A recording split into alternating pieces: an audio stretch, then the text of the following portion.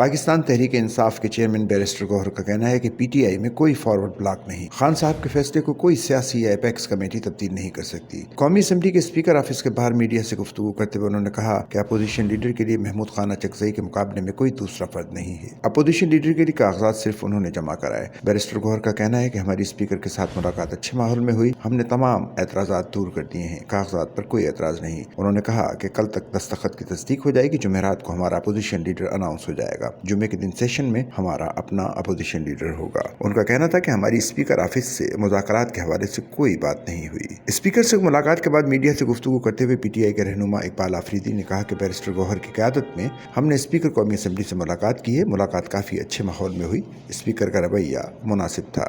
सचल news network की videos में खुश आमदेद। नाजरीन, वीडियो से मुतालिक अपनी कीमती राय का इजहार कमेंट बॉक्स में ज़रूर करें और चैनल को सब्सक्राइब करें।